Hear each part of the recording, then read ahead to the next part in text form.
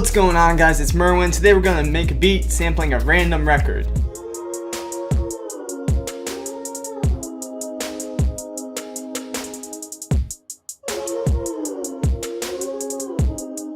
So if you guys haven't been watching the YouTube channel, we have our series Rhythm Roulette, inspired by the series from Mass Appeal, where I go into a random record store, pick a random record, and then sample and try to make a beat out of it. So today the record we're going to be using is this one here, Ray Conniff and Espanol. So you know, I've gone to a bunch of different record stores in town. This is just one of the records I've picked. So something that kind of drew me to this record initially was just the album art. I really liked the, it felt pretty modern for, a record that I think this was released. I'm trying to find a year on here. I don't see one initially, but, for obviously, it's vinyl, so it's an older record, but, it felt pretty modern with, the pink and just the framing with the picture here, and the arch.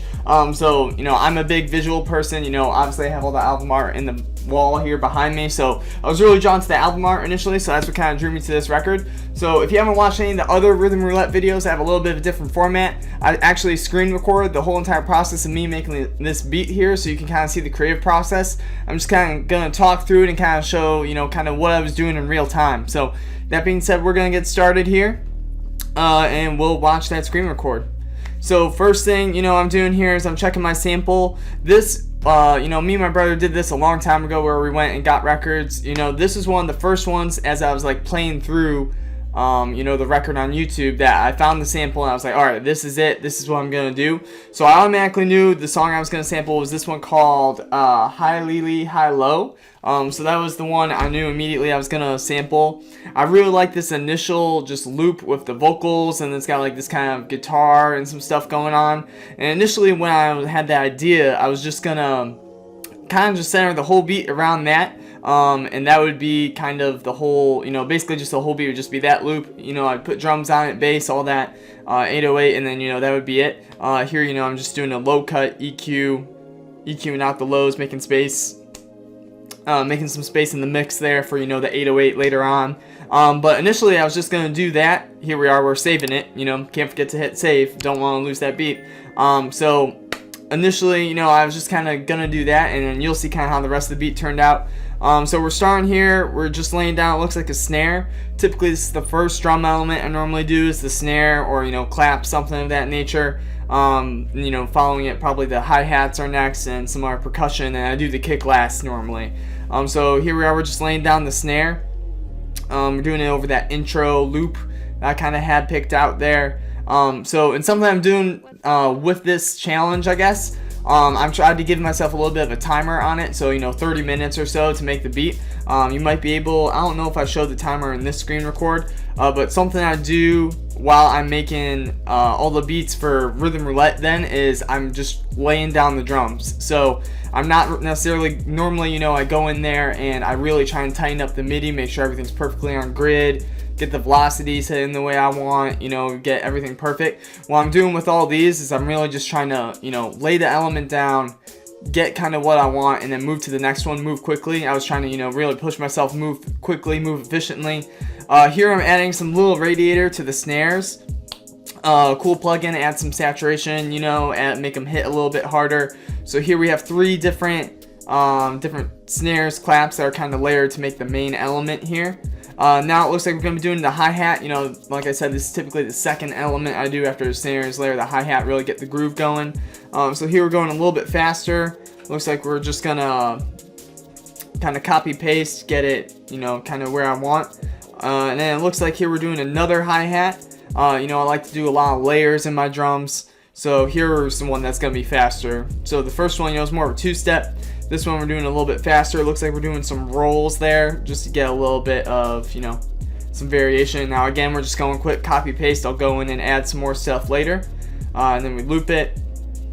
And then again, moving on, we got another hi-hat. This one, I remember the drums got a lot going on. I got a lot of different percussion and things I layered. So, a lot of different elements for this one for sure. And then, it looks like, I think this is an open hi-hat, just based on how, the little pattern is there. Now we're adding in some percussion. So you know, I love doing a lot of percussion in my beats and my music, you know, keeping it interesting. So you know, we're adding some little accents here. You see I'm, you know, kind of switching up the snare in some spots where, you know, you got a different layer for some of those hits. And then we got another perk we're adding here. Looks like this one is, I'm just trying to figure out where I want. You kind of see me playing it here. Something I do when I'm, you know, trying to move quickly like this, I kind of, you know, play it, you know, and make sure I get it as close as I can while I'm playing it on the keyboard. I don't use like a MIDI controller or anything. I just play it on my keyboard. That's just always been how I've kind of rolled. You know, when I started out, you know, that was all I had, so that's kind of just how I've always done it. So we got that perk there. Now we got a clap. Looks like we're layering a clap in some spots here. So you know, you see me going through there. We're layering it on the different snare than we did that first perk. Then we extend it here, and now we got another percussion element here. You know, there's a lot of stuff going on here. Just looking like it's kind of like an open hat or something like that layered in there. I can't hear the sound from the screen recorder, unfortunately. I haven't figured out how to do that yet with, you know, me making the beat. Now we have the kick we're adding in. So this, you know, most likely is going to be the final drum element here that we're adding in. So we're doing the kick. This is an element that I definitely, when I'm, you know, trying to move quickly or even just playing, you know, making a beat in general, I definitely try to really play the kick before I end up laying it down and recording it, just so I can get a sense of how I want the pattern to be. Sometimes I have no idea how I want the kick pattern to be, and I just kind of, you know, do a couple hits and I go in and kind of manually do it. But a lot of times I have a specific pattern in mind where, you know, oh, I want it here, I want it here. So I really try and get that kind of how I want when I'm laying it down. Now it looks like we're going to be going into the second section here. So like I kind of alluded to at the beginning, I really liked that initial loop and I thought it was cool. But I thought, again, I could do something a little different here. So I just kind of had the idea to do some chops on it. And it came out really, really cool. This is probably my favorite beat of all the Rhythm Roulette beats that I've made. So we got our little sample chop here we're doing. We're playing it live again. And then, you know, as you see, I'm doing it, something I'm doing a little differently here. Normally when I do a sample chop, you know, that's kind of the first thing I do.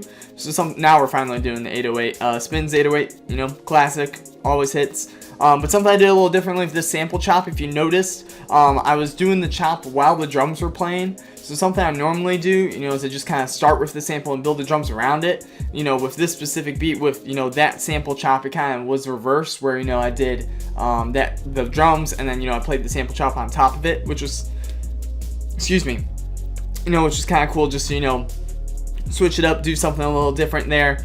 Now it looks like we're adding in another drum element, just, you know, kind of keep it fresh. It looks like it's probably going to be another hi-hat, just, you know, add some more energy, you know, with the chops and all that. So some of the stuff I did off camera here, you know, I did the mixing and mastering off camera. I did some arrangement off camera as well, so, you know, arranging the beat, all the elements the way I wanted. But otherwise, you know, as far as creatively, all the creative stuff was done within this video. So, you know, obviously we chopped it up for time's sake. But, you know, all this stuff was done within that video. That being said, we're going to listen to the beat now. Hope you guys like it.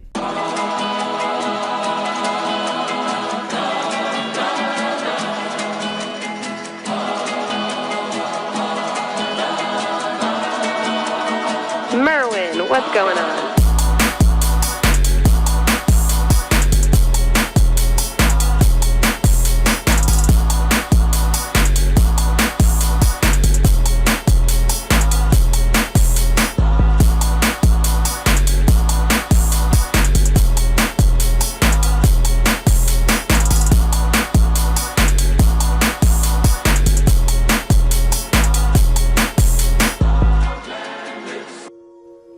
Alright guys, that is the beat I made using this record here, Ray Conniff en Español. I hope you guys enjoyed watching this video. If you guys haven't had a chance to listen to any of my music, I got some new stuff out. Got the link in the description. Definitely encourage you guys to go check that out. Appreciate anyone who listens to my music. Thank you guys so much for watching. Peace.